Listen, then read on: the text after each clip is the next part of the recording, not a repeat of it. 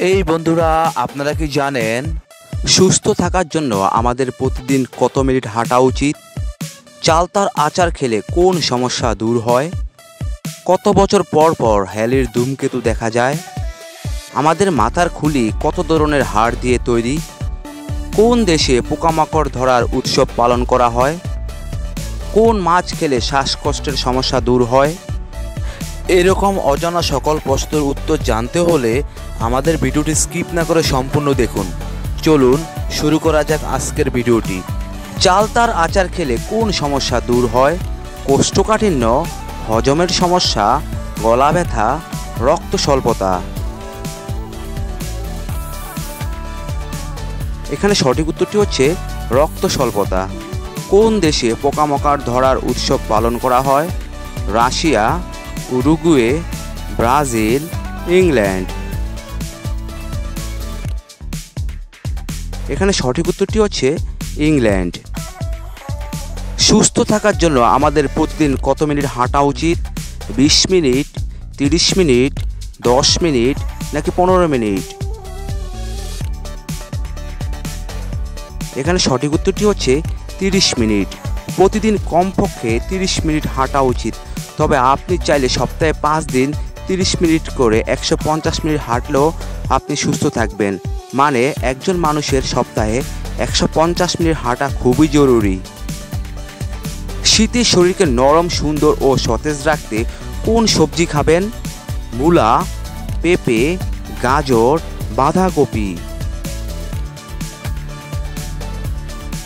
এখানে সঠিক উত্তরটি হচ্ছে গাজর। গাজরে প্রচুর পরিমাণে beta carotene, fibre, antioxidant, calcium এবং বেশ কয়েকটি প্রয়োজনীয় ভিটামিন ও খনিজ পদার্থ রয়েছে, তাই এটি ত্বক ভালো রাখতে দারুণ উপকারী। কত বছর পর পর হ্যালির ধূমকেতু দেখা যায়? 70 বছর, 72 বছর, 76 বছর নাকি 79 বছর? এখানে সঠিক উত্তরটি হচ্ছে 76 বছর। বন্ধুরা, আপনারা আমার চ্যানেলটি সাবস্ক্রাইব করে আমার সঙ্গে থাকবেন। আর যদি ভিডিওটি ভালো লাগে তাহলে অবশ্যই একটি লাইক দিবেন। আর ভিডিওটি কেমন লাগলো কমেন্টে লিখে জানিয়ে দিবেন। গোলাপের পাপড়ি বেটে মুখে লাগালে কি হয়? উত্তরটি হচ্ছে মুখের উজ্জ্বলতা বাড়াতে গোলাপের জুড়ি নেই। 2 টেবিল চামচ মধু, 2 টেবিল চামচ দুধের স্বরের সাথে শুকনো গোলাপের পাপড়ি মিশিয়ে পেস্ট করে তৈরি করে রাতে ঘুমানোর পূর্বে মুখে লাগান এবং শুকানোর পর ধুয়ে ফেলুন। মুখের উজ্জ্বলতা বাড়বে। আমাদের মাথার খুলি কত ধরনের হাড় দিয়ে তৈরি? 20 ধরনের, 22 ধরনের, 26 ধরনের নাকি 30 ধরনের? এখানে সঠিক উত্তরটি হচ্ছে 26 ধরনের। টমেটোর সস খেলে শরীরের কোন অঙ্গের ক্ষতি হয়? লিভার, ফুসফুস, পাকস্থলী নাকি কিডনি? এখানে সঠিক উত্তরটি হচ্ছে কিডনি। বিশেষজ্ঞরা বলেছেন অত্যাধিক পরিমাণে টমেটো সস খেলে ওবেসিটির মতো সমস্যা দেখা দিতে পারে। টমেটো সসে থাকা উচ্চ পরিমাণে চিনি এবং প্রিজারভেটিভ শরীরে ফ্যাটের পরিমাণ বাড়িয়ে দিতে পারে। আর ওবেসিটির কারণে পরবর্তীকালে মধুমেহ, কিডনির বিভিন্ন সমস্যা ঝুঁকি বাড়িয়ে দেয়। খালি পেটে শসা খেলে কোন বড় রোগ সেরে যায়? ডায়াবেটিস, পেট জ্বালা, কিডনিতে পাথর নাকি আমাশয়? এখানে সঠিক উত্তরটি হচ্ছে কিডনিতে পাথর। কিডনি শরীরের অনেক গুরুত্বপূর্ণ কাজ করে। এটি শরীর থেকে বিষাক্ত পদার্থ ছেঁকে বের করে দেয়, তাই কিডনিকে সুস্থ রাখা জরুরি। শসাতে সব থেকে বেশি থাকে জলীয় পদার্থ। শসার জলীয় অংশ দেহের বর্জ্য ও দূষিত পদার্থ বের করতে দারুণ কাজ করে। নিয়মিত শসা খেলে কিডনিতে সৃষ্ট পাথর গলে যায় সহায়তা করে। ইউরিনারি ব্লাডার, লিভার ও প্যানক্রিয়াসের সমস্যা সমাধানে বেশ সাহায্য করে শসা। কি খেলে দ্রুত নাক ডাকা বন্ধ হয়? পেঁয়াজ, দারুচিনি, লবঙ্গ নাকি রসুন? এখানে সঠিক উত্তরটি হচ্ছে রসুন। নাকের ভিতরে মিউকাস জমতে বাধা দেয় এই প্রাকৃতিক উপাদানটি।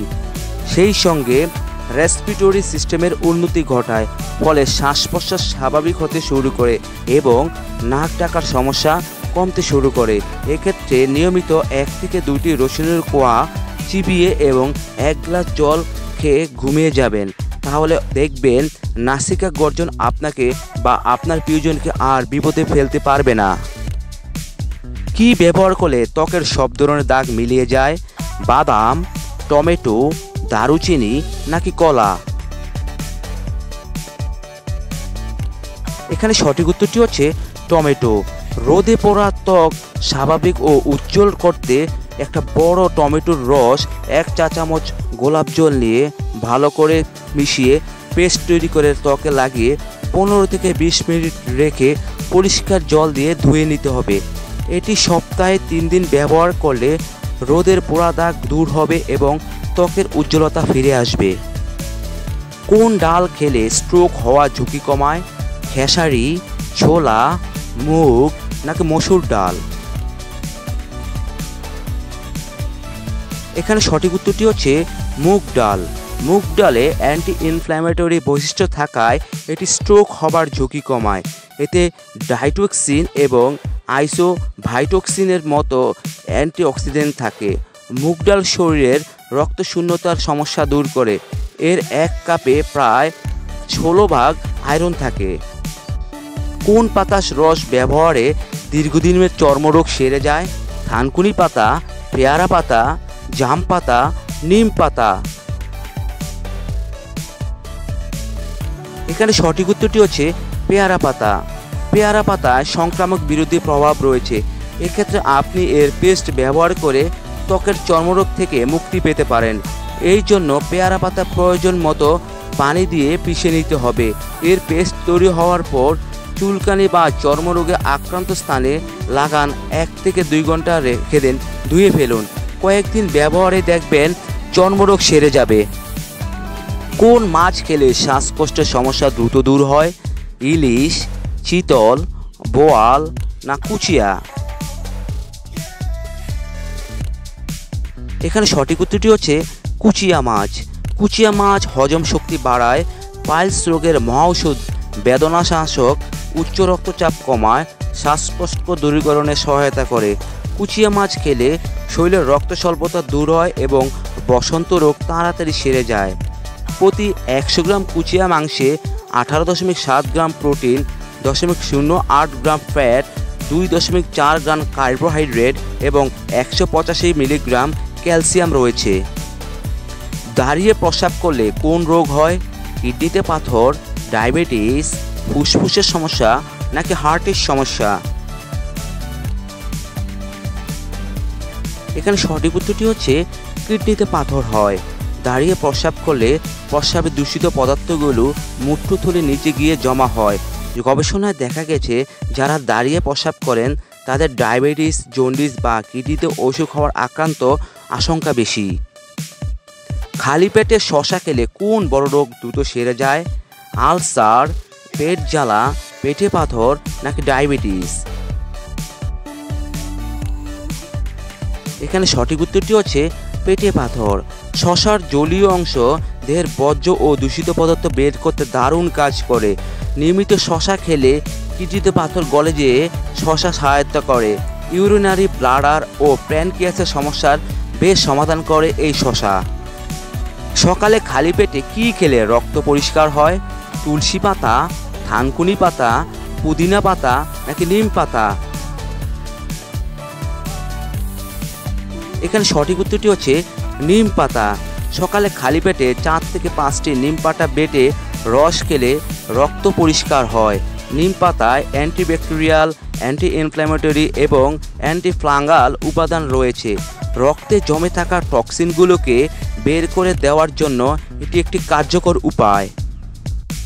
কলা খাওয়ার পর কোন ফল খেলে বমি ও মাথা ব্যথা হয়? কমলা, জাম্বুরা, আপেল নাকি পেয়ারা?